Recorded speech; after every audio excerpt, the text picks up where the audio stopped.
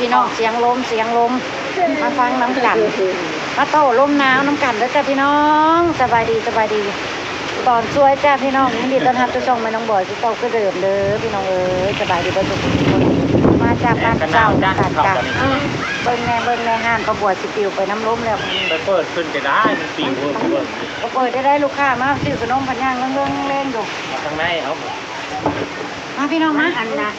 บายดีพี่น้องปิ้งเขียดเต็มจานนี้แล้วนี่พี่น้องมันขี่จะแค่เดือดเนาะปิ้งปูจ้ะมาจ้ะจุน่าคุยมาจุน่ากินข้าวน้ำปลามาลูกมาเร็วจ้าจะกินแล้วจุน่ากับมาหาแต่เช้ามื้อนี้ปลาหนึ่งสมออยากกินมาจังนี่นะกินในโต๊ะอันด้วยเดี๋ยวนี้เนี่ยมากินอยู่จะกินข้าวเม็ดบอกว่าเด็กๆกับไปเด็กไปแล้วบ่ายกินอย่างก็กินเป๊ะเท่าข้าวเผากินมันดูกินท้ายเลย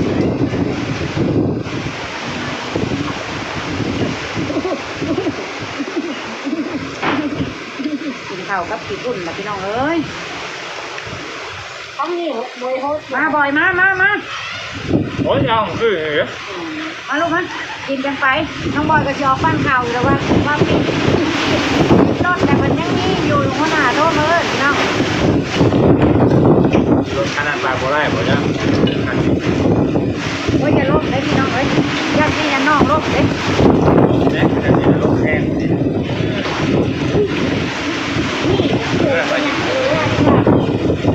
มันยังปิวเลยยังก็พักกล้องมันจะปิวม้อนก็จนปิวเวิ้งจำได้ความแห้งของลมโอเคค่ะตัวเจ้าเอายังมาดันไว้เนาะจับพี่น้องง่ายทวนโมเมนต์ล่าโมเมนต์เรื่องนั่นนี่เนาะเอาอันนี้ดิลองไปเนาะเอารถเข็นจุน่านี่แหละดันไว้รถจุน่ามันไหล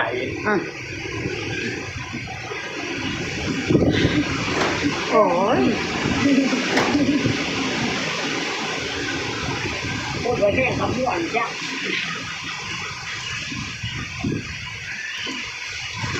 ใช่ถึงจะพูดอย่างเงี้ยจนเจ๊เก็บลงไปโต้ล้มน้ำอยู่ท่งพุทธเจ้าไปแล้วเอาบวกกับลุงพรลงไปแล้วแต่บริษัทคิดบอยจีลงบ่บอยจีลงบอยไปเอาง่ายๆนะบอยรู้ตูบนะเอามือผิดกันอีกแล้วเนอะฮะโดดล้มหนึ่งดิเอาล้มแห้งมานั่นบ่โหย่าลูกเจ๊พึ่งเอาเวิร์ดเราต้องเป็นตัวเองมากินข้าวกันฮัมขันว่าไปแล้วไปรถใด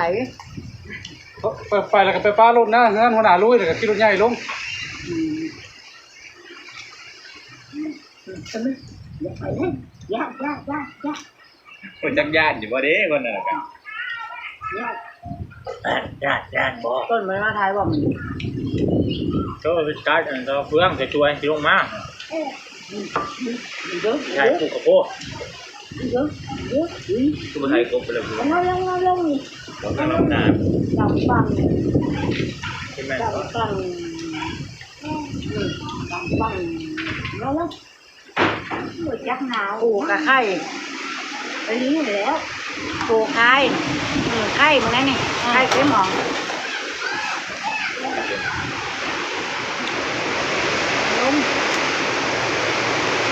เฮ้ยบัดนี้ลงตายเลยนั่งใช้ชิคอนเจ็บตัวดูโบเป็นเด้อแมวนี่นะที่ห้างท่งหมดแล้วดูแล้วมันอยู่ใกล้ถนนพี่น้องเลย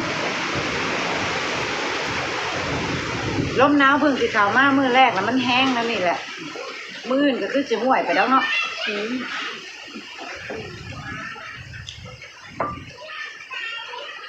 จุดหน้าเราใช้ลูกบอลมันปิวบ่ยักอยู่ลงมาก้อนจากก้อนมาอยู่กลางโลกเนาะไถนาเก็บกบเก็บเขียดเลยเชิญพ่อพอได้พ่อเป้าโตแค่นี้เมื่อเช้านี่ว่านี่เขียดมันได้เป็นโล2 โลมันมีเนาะโอ้โหกันมีคนหามัน6ใครสิหาได้ มันโดนน้ำหยาใช้แล้วมันก็เต้นเนาะโอ้ยยุ่งกับแบบ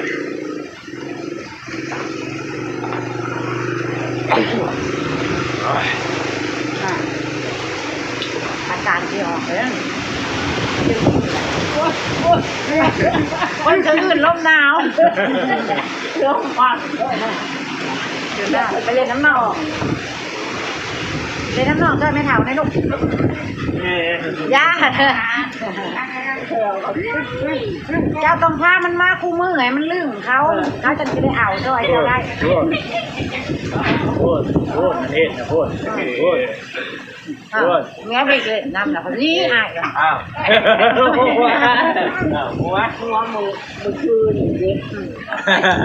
เป็นนอนนี่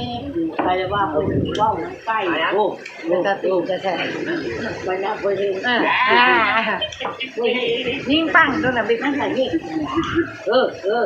เดินไปมาในนั้นยิ่งคนดูปั้งเลี้ยวบึ้งขัดว่าแม่ตัวกำลังนอนเด้อเขาไปได้ละตายนี่แหละมาหาห้องเล็กหยอกเด็กคือยาไม่ได้ไม่ย้ายไปจะเท่าที่น้องชอบมั้งต้องแบบดื้อนะหยอกเขาก็เป็นนะสบายมากพอดิ้งไงเ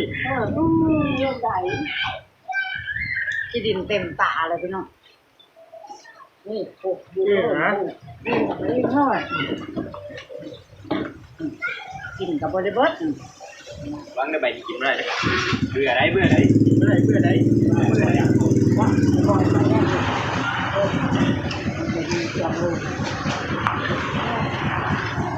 กิโลตัวไรกิโลบ่อยจะไปใช้แล้วนะกิโลโคตรบนต้นแล้วจะได้ใหม่ไปก็ไปแล้วได้ใหม่บอลไปป้าแล้ว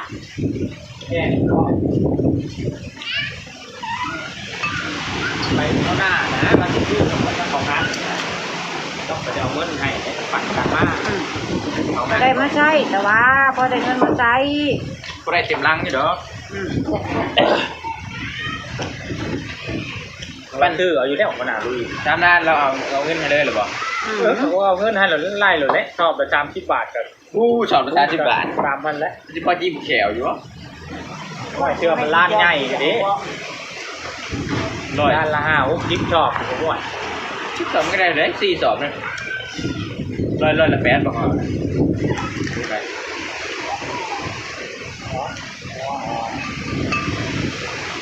ร้อยละ20แล้วเนาะปันไทยปี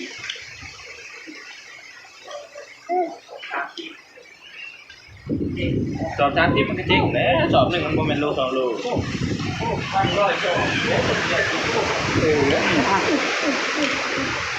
ว่า3 ทิปเป็นเรียเลย4 ทิปเราเปลี่ยนมา30 บาท3,000เลยที่ได้หอดเท่าไหร่แม่นดอก3 ทิป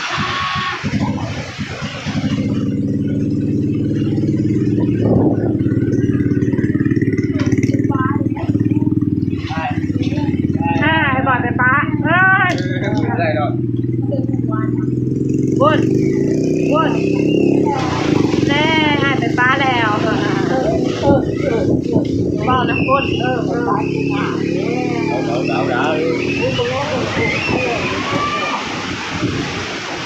เสียงยังกี่อย่างมาลงไปทายหน้าน้ำลุงผมปะเนี่ยเอ้ยไปทายหน้าไปอยู่มงเก้านะบอสมาเลยไหม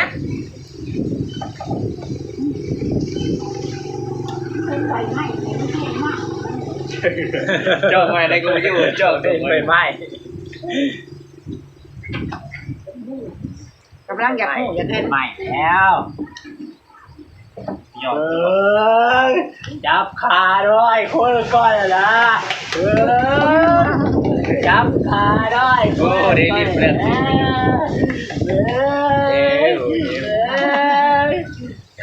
ย้ายอีกก่อนปังเห็นอะไรปังนะ แดงเลยตึ้ง ยิงก็เด้อเอาบัง เฮ้ยงอยก่อนเลยเอาอีกไอ้ ยิงก่อนปัง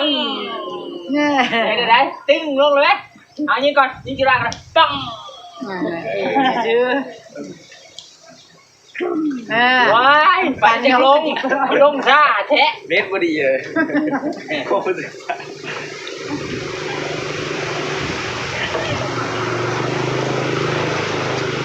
ไปลงก่อนเด้อเราจะลงไปลงไปแล้ว ไปแม่ เอารถนั่งลงน้ำรถเด้อ แม่ก่อนได้ไหมลงก่อนนะปั่นเครื่องมาแล้ว บ้านเครื่องให้มันแล้ว จะแล้วไปมือนี้นะ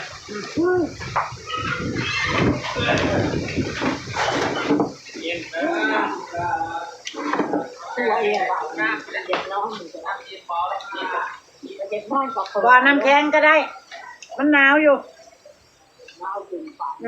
ตักเนาะ ใครจะไปกินน้ำแข็ง ใจแล้ว น้องก็ห้อนให้ไงแหละ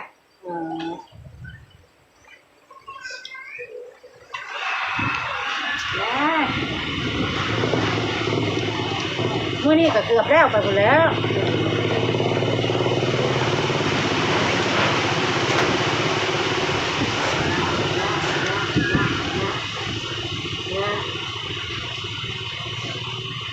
พ่อจริงอ่ะโอ้ยยิงพ่อแล้วใช้อบไว้แล้วพักแล้วอยู่ก็เหรอ เพิ่นว่าเพิ่นเจียนน่ะบ่ได้ไทยบ่ได้บ่ได้มันไทยได้บอกพ่อจุน่าหรือว่าจะได้อ่านทานนั่นน่ะบอกมันบอกเอากระยาว่ามันได้เด้อ มันหิวใจมันว่าทำใครดูเนี่ยมันบอกคือกับพวกมันหิวจ้ามันใครดูไว้ ไทยบ่ได้ เขาบอกว่าทำไม มีแต่ว่ายามไทยบ่ได้บัดไทยเบิ่งมันละไปรวย มันก็เป็นชีวิตมันโตเนาะ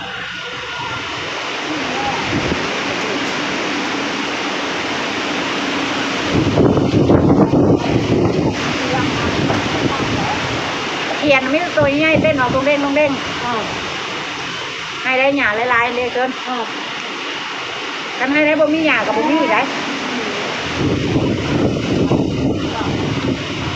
ไปเนี่ยไป ไว้ข้าวมื้อ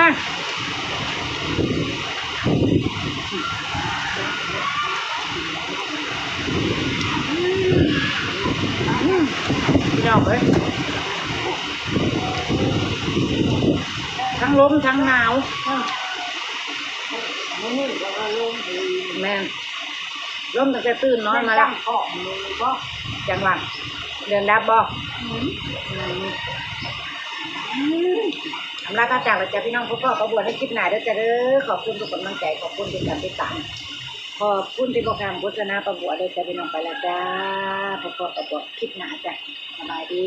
พี่น้อง